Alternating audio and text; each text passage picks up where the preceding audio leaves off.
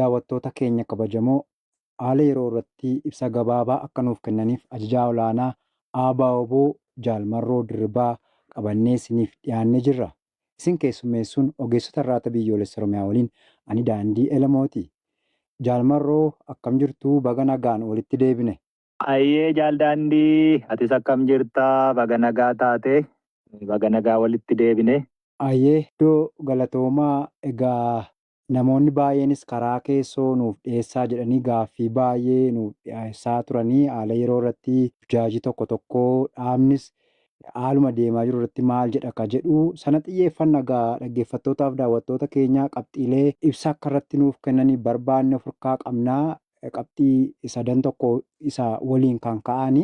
Dhimmoonni Jaalmarroo isiniif dhiyeessinu tokko duula dibbee waraanaa Impaayiritti keessatti mataa Biltsiginnaa Abiyyi Ahimedii fi qondaaltota isaa namoota isaatiin deemuun cinatti ABO'n tumsa kaabaa galee mana warra gumaa seenee dhimmoota kanaaf kana fakkaatan irratti alaaf keessaa namoonni tokko tokkos sadarkaa aktiivistiitti warri jiran dhimma kana miidiyaaleen tokko tokkos dubbachaa turanii waan kanallee namoonni akka qulqullaa'uu gaafatu paarlaamaa irratti illee Abiyyi waan nuun ittiin nu komatan keessatti ofii isaaniitti argaman ka jedhu yeroo kaasu dhagaa turre.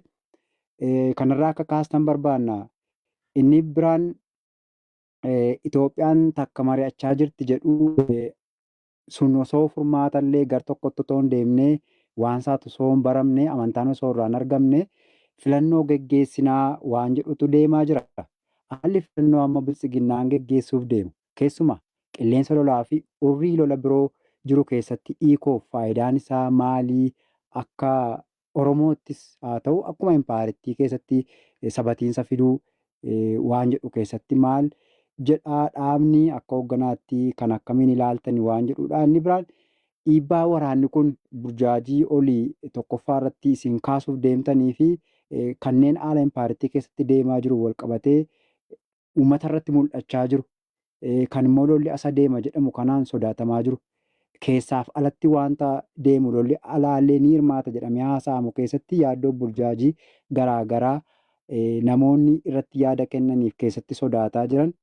Kana keessatti uummanni keenya ilmaan Oromoo Biltsiginnaama keessa jiran dabalataan qaamoleen dhimmi ilaallatu kana akkamiin ilaaluu hubachuu qabu, maal gochuu qabu, dhimma deemaa jiru kanarratti ka jedhuu fi dhaabbii waraana bilisummaa Oromoo ABO asirraa yoonuu xuxxanii yaada keessan uummanni akka dhaga'u goonee goolamne nutti tola. Mee fudhadhaa Jaalmarroo. Ayyee fayyaa ta'e Jaaldaandii, gaaffii walitti kuufattee tugaa bakkuma takkatti walirra tuultee yooni baachuu baadhee gatantare na of kalchaa. Ammoo gaggabaabseen kanarratti yaadan qabuu kennachuu barbaada. Kan jalqaba kaastee dibbee lolaa dhaanamuu fi hurrii lolaa qilleensa qabatee jiru kana keessatti waraanni bilisummaa Oromoo mana gumaa dhaqee tumsa tumatee lafa nuti iyyuu hin dhaqne bakka dhaqxan jedhanii nu komatanii dhaqanii waan jedhamutu jira jette sanarraan eegala. Yeroo hundumaa waan nuti dagachuu hin qabne akkuma sammuun isaanii uummanni Itoophiyaa keessa jiru. Egaa Oromoonis ammatti Impaayiritti keessatti uummata Itoophiyaa jedhamee lakkaahamuu jiru kana keessatti sammuun isaanii waan darbe fageessee hin yaadatu waan jedhu kuni dhugaa waan ta'aa bubbule wayii nama fakkaata beekta. Har'a nuti tumsa maaliis tumannee akkamittiin tumannee eenyu wajjin tumannee burjaajiima uumuuf waan adeemu malee wanti addatti bahee kana jedhamu tokkollee ni jiru. Tumsa tumachuu waan nama barbaachisullee hin jiru beekta. Amma walitti dhufuu wal odeessuu waan nama barbaachisu hin jiru. Maaliif jennaan Impaayiritti keessatti bulchoonni biyyi aangoo siyaasaa akkasuma ammoo bulchaan biyyittii qabsoo bilisummaa Oromoo maqaa dhahatee barcuma aangoo siyaasa sabaa qabatee jiru kuni waan inni godhe sabaaf sablammoota biyyittii irraa amantii irraa darbee immoo biyyoota ollaa irraa akkasumas immoo warra walinuu daboo naqatee dabaree warra kaan ittiin lolaa wal caccabsiisaa ture irraa ganiinsi inni fide lafa hundaatti ibiddi inni qabsiise biyyittiin iddoo hundumaatti dubbii tuqattee balaa hamaa gaanfa Afrikaatti fidde yoo ilaalte warri kun osoo hin jaallatiinuu waan barbaadu waan ofirraa ittisuu qabudha qabaa fi osoo waliin haasahiinuu akkaataan inni itti mootummaa abbaa irree kanarraa waan waloo ta'e isatti dhufu loluu utoo waliin dubbatiinuu walii galchuu ni danda'a jechuudha. Yoo walii galames akkaataan itti walii galan irratti mana gumaa mana maalii mee yaadadha.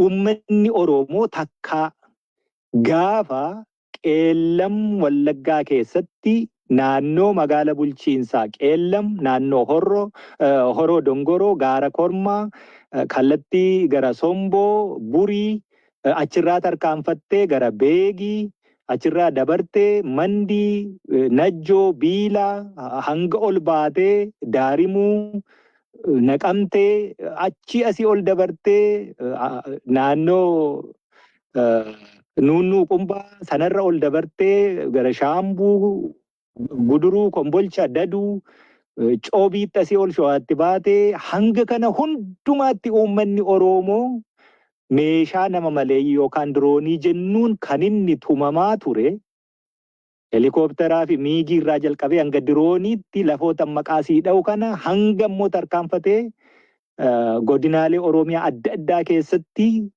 dhumaatiin uummata Oromoo saba akka sabaatti nama akka namaatti sanarra darbee midhaan isaa loon isaa dallaa keessatti lafa dheedumsaatti midhaan gombisaa keessatti lafa oobdii irra jiru irratti lafa tuullaa irra jiru irratti maasii irratti waan takkaa isa mudatee hin beeknet isa mudate gumaan kana caalu hin jiru jaaldaandi. Ati bineensa mana kee keessa seenee jiru waraabessa dallaa loonii kee seenee jiru waraabessa diidaa wanni ati sodaattuuf hin jiru jechuudha. Waraabessi kana caalu hin jiru jaaldaandi. Warri akkas jedhu warri kana jedhu uummata Oromoo miti beekta. Uummanni Oromoo waraanni bilisummaa Oromoo waan inni godhu ni beekasi itti amanasi itti abdatasi. Ammoo warri kana jedhu mootummicha baraaruuf warra rakkatu malee uummata Oromoo uummata Oromoof yaaduu ta'e tole ayyee uummanni Oromoo waanan ammasiin jedhe dhumaatii qeheef qabeenya lubbuu loon hin hafne waan tokko hin hafne akkasittiin ajjeefamaa galaafatamaa jiru kana maalaa godha ture akkam haa ta'ure waan inni godhatu qilleensa irratti burjaajessu osoo hin taane lafa irratti Oromoon maal haa ta'u waan Oromoo maalii fi lolli hin oolle fakkaatu atuu jettu kun dhufe Oromoon maalaa godha ture kana immoo ittiin himanii jechuudha. Waraanni bilisummaa Oromoo waan gochuu jiru. Eenyu waliinuu waan haasa'uus eenyu waliinuu tumsaa godhatus abbaa fedhe akkaataatti waa godhu waan godhatu numa beeka waan godhu immoo akkaataatti godhu sana yoo kun ta'e kana gochuufin akkasitti qophaa'ee godhee akka jedhee haasa'uufaa warra fedhutu jira jechuudha. Suni ammoo qabsoo bilisummaa Oromoo fi galii ta'a gaariidha jedhanii mootummichaaf waan hojjetamu. Kanaaf waraanni bilisummaa Oromoo waan godhu numa beekaa jechuudha. Kallattii biraan immoo yoo ilaalte siyaasni warra kaabaa kun gamnummaa qabaa jabina qabaa qalbii Oromoo xiqqeessu of xiqqeessu immoo yoo akkasittiin of ilaaluun illee hin ta'u jechuudha. Oromoo waan barbaadu ni beekaa. Sanaaf immoo waraanni bilisummaa Oromoo bakka bu'aa qabsoo bilisummaa Oromoo sanaati. Bakka bu'aa qabsoo bilisummaa Oromoo sanaa kan ta'e kun immoo waan hojjetu beekaa. Waan hojjetu sana immoo kun itti aanee kanatti ta'a sun itti aanee kanatti ta'a tarreessuun hin barbaachisu. Sun hojii waraanaati. Hojii siyaasaati. Daandii dhiibni kun lafa irratti osoo hin jaallanne mootummaan abbaa irree kun keessaaf alaan waan inni dalage hundumti isaa warra waliin hojjete gara hanga ollaa hanga tarkaanfatee biyyoota hedduu affeeree gaanfa Afrikaa jeequtti waan geessise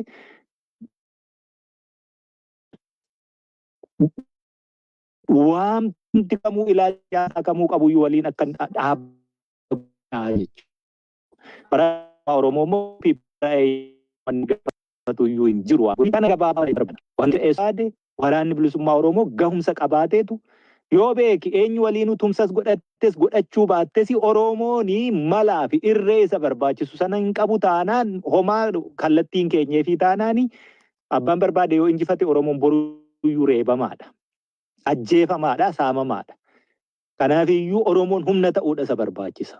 Humna sana immoo harkaa qabu waraana bilisummaa Oromooti. Sabni immoo sana deeggaruutti jira. Walii wareegamuutti jira. Warri akkanumaan haasa'u immoo sabaa fi kallattii kaa'een qabu. Kanaaf waraabessi dallaanu seeneeru jira. Arguu jirraa jechuudha. Waraabessa diidaan nu dhufaa jennu sanaaf immoo akka itti falannu sabicha waliin numaaf beekaa jechuudha. Sana akka asirra odeessuu miti barbaachisu.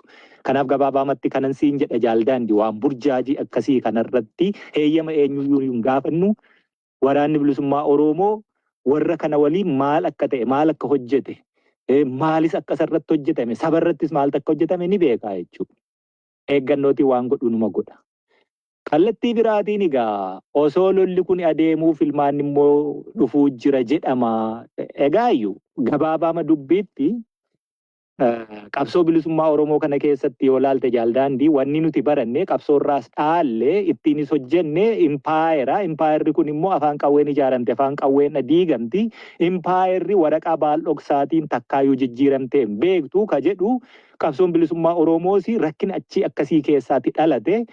Egaa yoo impaayerittiin waan kaleessa jedhame sanaan jijjiiramteetti jedhani dogoggorayyuu. Naaliif jennaan waanuma kaleessaa jira. Yoo impaayerittiin achuma jiraatte immoo kaleessa iyyuu impaayeraa. Impaayerri kun immoo afaan qawween ijaaramte warri jedhee qabsoo bu'uuresse Jaalelemoo Qilxuufaatu dogoggoree jechuun nu miti. Yoo Jaalelemoo Qilxuufaa sirrii ta'an immoo gaafa isaan sirrii ta'anii qabsoon gaggeeffamee dhufee 91 mootummaan Dargii jigu impaayerittiin ammayyuu akkasumatti itti fuftee gaaffiin sabaa inni kaleessa qabannee deebii hin arganne. Kanaaf ittiin dhabama ta'ee sana isaantu dogoggoree jechuudha. Yoo isaan ammoo sirrii ta'ani, egaa erga isaan sirrii ta'anii isaatii asittis wanti jijjiirame hin jiru jechuudha. Kanaaf impaayerri akkasii kuni waraqaa baaldhoksaanii yoomiyyuu barcuma aangoo siyaasaa uummanni waan isaaf ta'u filatee waan isaaf hin taane dhiisuu sana ammayyuu hin jiru waan ta'eef filmaanni waa'ee lolaa jiraateeyyuu osoo hin taane.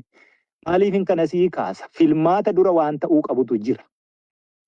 Filmaata duraa dhaabbanni biyyittii keessa jiru yookaan instituushiniin hedduun biyyittii keessa jiru dimokiraata ta'uutu irra jiraata. Kanatu hin taane biyyittii keessatti qabsoo bilisummaa Oromootiin dhiiga ilmaan Oromootiinidha. Barcuma aangoo siyaasaa qabatee jira warri har'aa maqaa Oromoo dhahate. Maqaa Oromooyyuu kan inni dhahatu gooblaa itti baqatu tolfate malee maqaa Oromoo dhahachuuyyuu hin danda'u warri. Kan inni Oromoo godhee fi gochaa jiru isuman ammasii kaasee darbe sana waan ta'eef.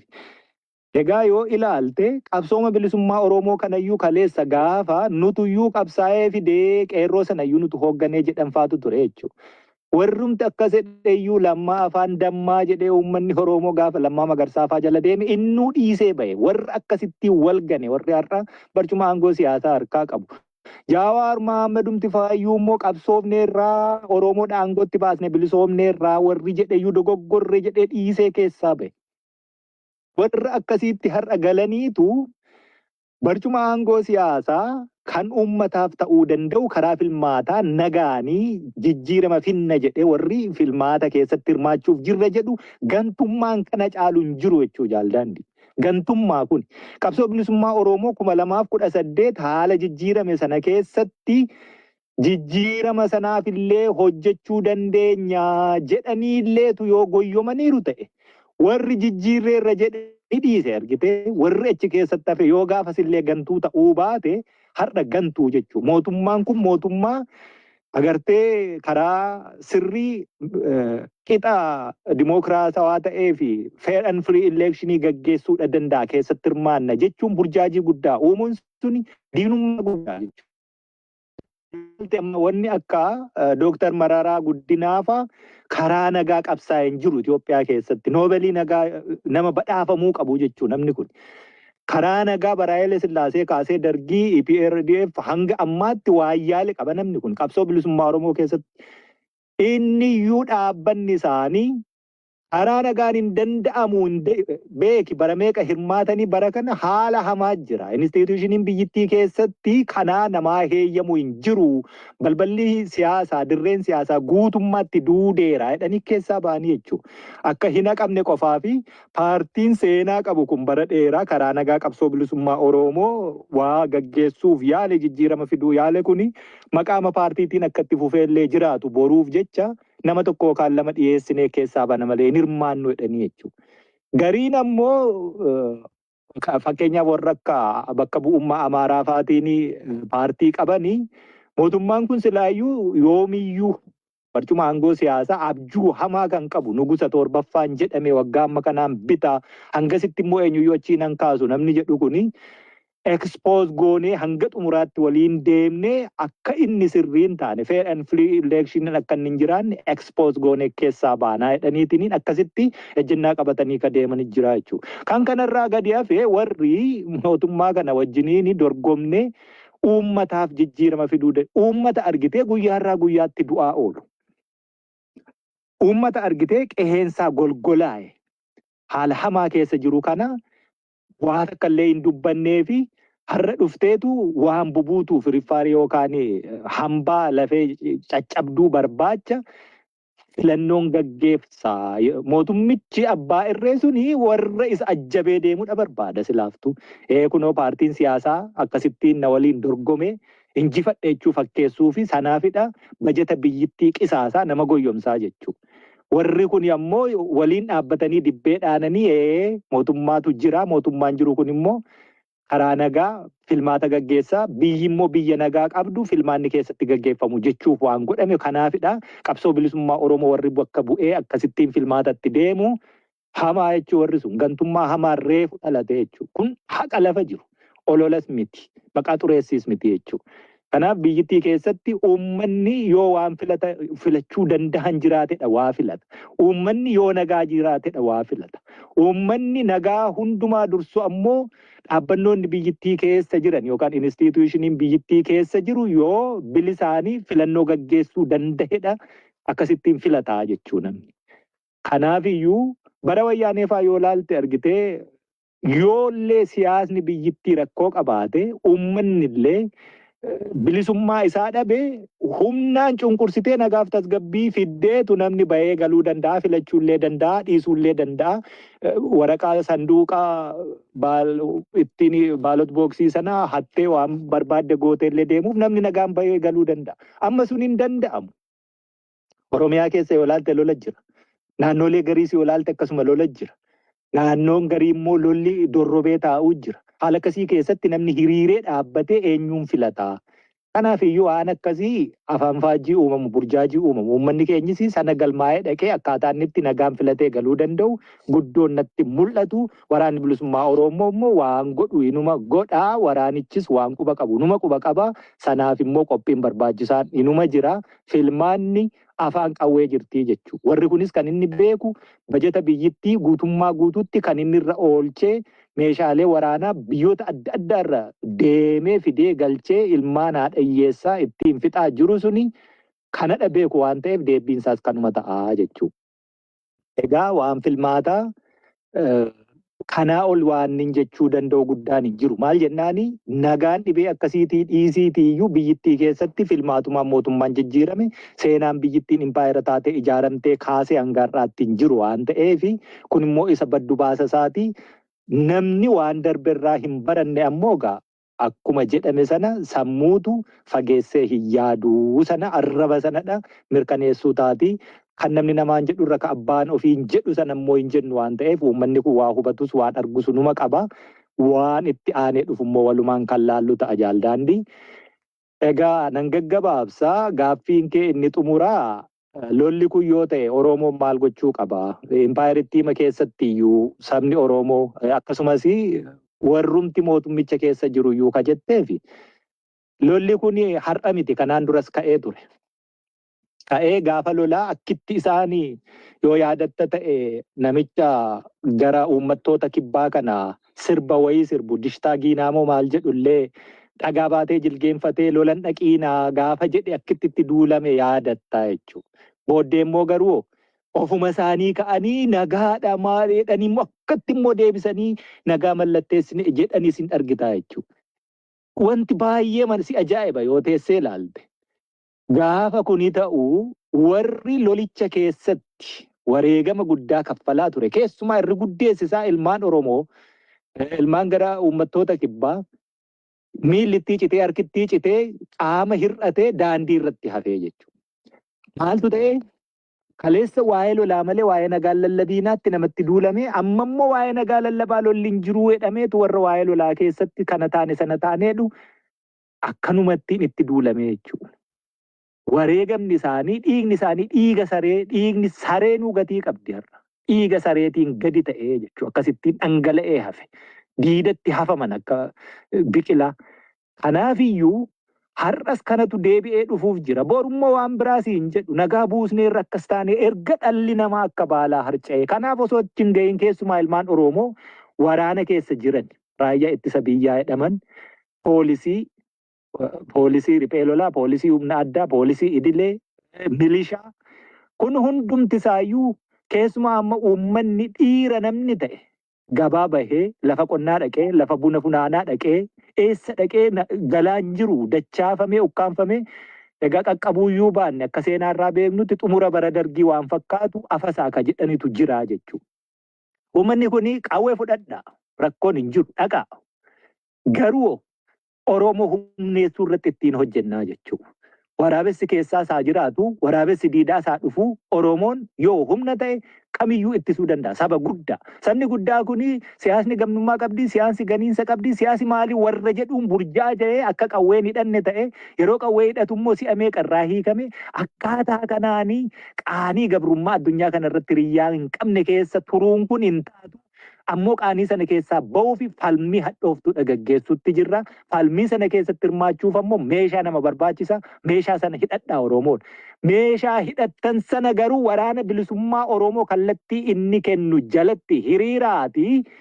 Eenyuun iyyuu yoo ta'e osoo hin sodaatiin isa keessaas isa alaas na dhufa jettu waraabessa amma yuusee dallaasi seenes waraabessa diidaa yuusa jettee yaaddoftus akkaataa barbaaddetti impaayiriittii keessatti walqixa namummaa walqixxee wal kabajjee waliin jiraachuu yoo ta'e immoo mirga hiree murteeffannaa kee murteeffattee gabbaatee ollaa gaarii taate waliin jiraachuu yookaan ollaa immoo hamaa ta'es ofirraattis ta'e jiraachuu akka dandeessutti Oromoon akkasitti kan inni hojjechuu qabu. Hankanaachi taa'anii iyyuu qofaa miti jechuudha.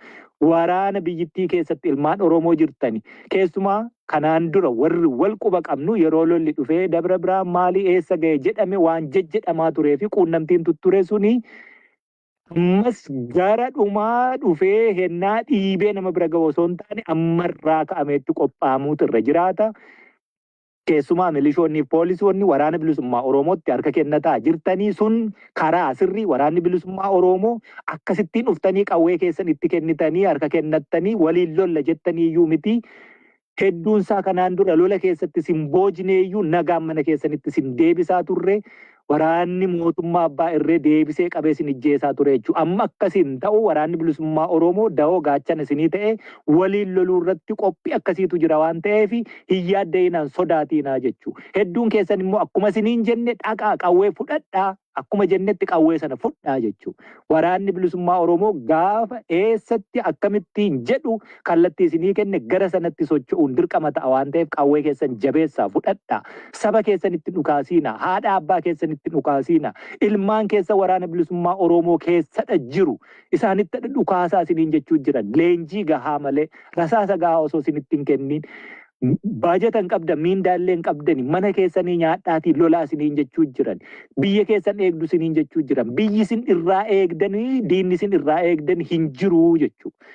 Numa waraana bilisummaa Oromooti wal taaneetu biyya keenya eeggachuu dandeenya. Eenyuyyuu akkaataa kamiiniyyuu yoo nutti dhufe bifa ofirraa ittisuu dandeenyuu fi mirga hiree saba kanaa murteessuu dandeenyu irratti waliin hojjechuu qabnutti of qopheessuu qabdanii jechuudha. Waraannis beeknaa jechuudha. Waraanni mootummaa keessaa nuffee haala akkamii keessa akka jiru. Kanaafiyyuu waamichi ani isiniif godhu. Warri amma isinii ta'ee isinii mijatee yeroonsaa ammuma jettani gara waraana bilisummaa Oromootti. Qondaala gubbaa jeneraalota irraa kaasee koloneelota hanga asii gadii hoogganoota tiimiitti warri jirtanii waan ta'aa tures beektu walumaan beekna waan ta'eef ibidda akkasiitti deemtanii achumaanis qe'ee Oromoon golgoleessina qawwee Oromoos dabarsitanii kennuudha ta'a kumaatamaan kennitaniittu jechuudha. Kanaaf duulli kuni qawwee Oromooyyuu dabarsanii kennu yoo ilmaan Oromoo taatanii qabsoo Oromoof yaaddoo ta'e saba Oromoof yaaddoo ta'e qawwee sana akkasittiin qisaasiinaa jechuudha. Waraana bilisummaa Oromoo waliin wal ta'a isa keessaas isa alaas isa kamiyyuu tikfachuu dandeenya. Kana kan hin jechuu barbaadu. Uummanni Oromoo silaaftuu isa miidiyaarra taa'ee uummata Oromoo akkasiin akkas ta'e as ta'e achi dhaqiin asin dhaqiin jedhee dogoggorsa osoo hin taane Oromoo inni uummatichi biyya keessa jiru ibiddicha keessa jiru ammoo inni kallattichas beeka maaltu akka hojjetamus beeka ibiddi duraa sunis isa irratti waan dhaguu qabdani dhagahaa jechuudha. Lolli suni gama kamiiniyyuu qe'ee Oromooti balleessaa gara qe'ee Oromootti deema xumurri isaa waan ta'eef sana ittisuun kan danda'amu afaaniin odeessanii osoo hin taane lafarratti hojjetaniiti lafarra immoo kan jiru waraana bilisummaa Oromooti. Kanuman dhaama. Waraanni bilisummaa Oromoo ammoo waan gabaabduu tokkittiin jedha maal jennaan kallattiin kenname hojiin hojjetamu qixa sanaan hojjetamaa jira. Waraanichis nama gammachiisa sanaan hojjechuu jira waan ta'eef ammoo dabalata waan hin jedhu kanaan dura waan hamtuu nu keessa tutture gadhummaa hedduu nu keessa tutture sun nu keessaa cabee yaa'ee aliila waa dhufeera waan ta'eef waan itti qabattan illee hin jiru jechuudha. Kanaaf waraanni bilisummaa Oromoo faaya warqee bareedaa dubartii yookaan immoo durba geessuu heerumaaf qophooftee faayyisunii morma irratti gurra irratti quba irratti naqamee bareedu sana ta'a malee yartuu gadhee hattuu saamtuu warqee morma namaa ijaan ilaaltee hawwituun ta'inaa jechuudha. Garaagarummaa guddaa qaba sun. Warqee mormarraa sana ta'uu fi hattuu warqee mormarraa ta'uun garaagarummaa guddaa qaba jechuudha. An kanuma dhaama waraana bilisummaa Oromoo. Kanaaf haalli yeroo jaaldaandii waan nama burjaajessu tokkoyyuu hin qabu jechuudha. Tartiibaan dhufne adeemne wanti ta'e hundumti isaayyuu tartiibaan dhufame. Wanti nama burjaajessu tokkoyyuu hin jiru. Ummatichi waan barbaadu beeka, waraanichi waan barbaadu beeka, waan arganne beekna, waan dhabne beekna. Waan dhabne sana immoo akkatti argannuuf waan gochaa jirru hundumti isaayyuu daandii sanatti nu geessa uummanni sana gochuudha qaba. Kanaaf lolli adeeme moo filmaanni adeeme moo waan kamiiniyyuu Oromoon humna ta'ee baheetu hireesaa ofiisaa hojii manaa mataasaa ofiisaa murteeffatuudha qaba malee qara laaluun irra hin jiraatu jechuun barbaada. Fayyaa ta'e ulfaadhu wanni kanaan olii nama burjaajessu tokkollee immoo hin jiru. Uummanni hojii manaasaa waraannis hojii manaasaa ofii hojjechuudha qaba. Waraana mootummaa keessa ka jiruu fi caasaa mootummaa keessa ka jiru hundumti isaa ammoo heegeree gaafa dhiibee dhufee isa dubbii ciinii kooborii har'a geeshoon tumaa sana akka hin taane har'umarraa itti yaaduun dirqama ta'a. Kanaaf waraana bilisummaa Oromoo itti dhukaasuu miti, adamsuu miti, akkasumas immoo sodaachuuf baqachuu miti, waltaaneetudha waa'ee Oromoo irratti murteessuu dandeenya waan ta'eef sanatti dhufuudha, harkatti kennachuudha. Tokkoomuun gaafasi qawwee Oromoo oolchuu danda'a isa jedhuu fi fayyaa ta'ee ulfaadhuun siin jedha jaala kiyya. Ayyee egaa yaada bal'aa yeroo fudhattanii nu ibsitanii daqiiqaa lamaan tokko isin akka itti dabaltan hin barbaada. Keessumaa yeroo darbe Associated Press irratti waraanni bilisummaa Oromoo namoota nagaa irratti tarkaanfiin fudhatu ka jedhu kaastanii yaada sun miidiyaalee gurguddaa irra naanna'aa ture. PP'n amma akkuma walitti kaastanii lola biraatiif deemu keessatti Oromiyaa keessatti immoo hojii manaa kan biraa Oromoo gidduutti uumuu waraana bilisummaa Oromootiifis sana uumuu waan fakkaatu tokko amantiif amantii gidduu gosaaf gosa gidduu irratti rakkoo uumaa Arsii keessatti kana namoota akkasii ajjeesan amantii akkasii ajjeesan jedhu iddoo kan biraattis akkasii buqqaatii adda addaas geggeessaa isa kanarratti uummanni akkamiin hubachuu qabaa kana ittisuudhaafis immoo maal gochuu qaba kan jedhu qaawwaan bulchiinsaa uumame uummanni sirna dhableen akka inni hin uumamne illee kanarrattis dhaabnis immoo tarkaanfii waraanni isaa tarkaanfii akkas nama adda qoodee fudhatu irratti akka hin hirmaanne waan yaadni jiru yoo jiraate daqiiqaa lamaan tokko isiniin kenna kanarratti yaada keessan nuu qoodaa jaalmaru. Baay'ee fayyaa ta'e waan sanarratti akka dhaabaatti ibsi baasnillee jira. Jaaldaandii argiteetta jedheetuma yaada. Anillee tuqeen jira. Mootummaan abbaa irree barcuma aangoo siyaasaa dhiiga ilmaan Oromoo fi sabaaf biyyittii keessa jiru kafalaniin barcuma aangoo siyaasaa qabatee fi sana tursiifachuuf ammoo akkuma poolisiitti sistemaatikaalii sistemik godhee kan inni itti dhimma bahu amantii saba walitti buusuu sanarrayyuu darbee biyyoota ollaa tuttuquu kanan jedhetu jira jechuu. Kanaaf achirratti ibsi baasnellee sanuma ibsa. Tuttuqqaa yeroo dheeraa akkaataa itti mootummaan kun gochaa turerraa hanga dhumaatii uummata amantaa ortodoksii hordofu ati jettu gaheetti waan tuttuqnee ibsi baasnellee jira. Namnillee sana ilaaluu danda'a. Sirni dhablummaan biyyittii keessatti akka hin dagaagnee fi gama wanti gaaffii wayii uumamee bulchiinsi waan akkasii kun rakkoo akka hin taane inni jedhu sun beeki waamichi ani dhiyeessaa jirullee namoota mootummaa keessa jiraniifillee biyyi keenya sirna dhablummaatti akka hin deemne namni bakkuma jiru hundaa qawwee kaasee waan barbaade akka hin goone gochuu fi waliin ittisuun kan hin danda'amu walitti dhufuu fi mootummaa abbaa irree kana jechuun waraabessa takkaa dallaanu seene kan achi kaasu kan diidaa asitti dhufummoo waliin waan barbaanne akka barbaannetti qajeelchuu akka dandeenyutti kan hin jedhu. Kanaaf gaaffiin bakka sanatti akka hin uumamne waraanni bilisummaa Oromoo yeroo dheeraaf hojii hojjechaa turetu jira. Barnoonni inni kennaa ture waa'ee bulchiinsaa irratti, waa'ee waraanaa irratti, waa'ee waan hedduu asirratti kaasuun barbaachisu waan ture waraanni iddoo jirutti sana konteeyin gochuu danda'u, to'achuu danda'uun dirqamuma ta'a jechuudha.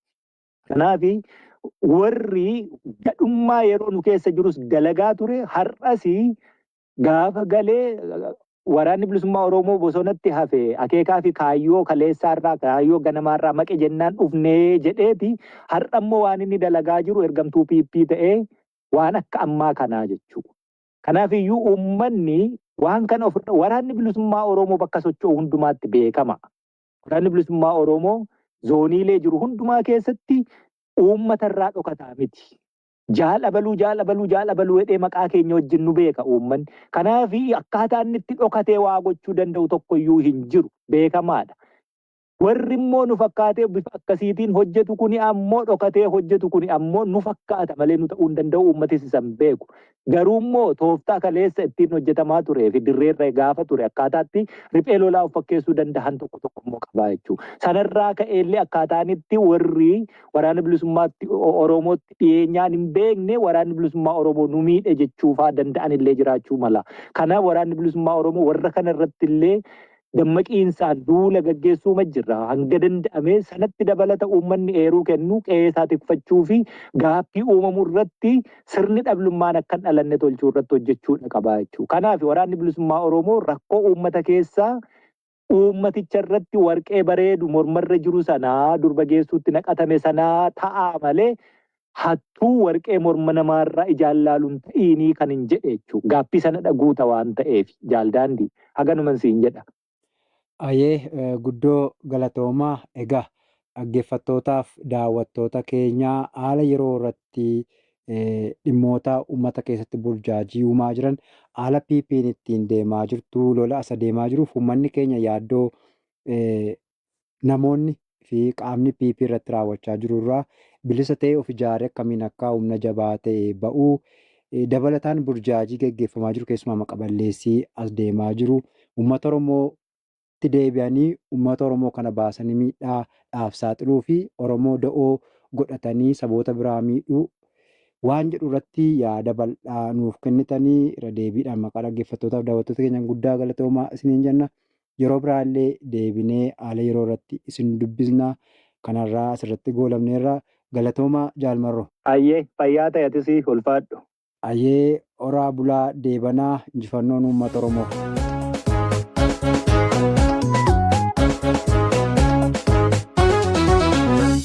Loltuun bilisummaa waboona leele diina barbadeesse.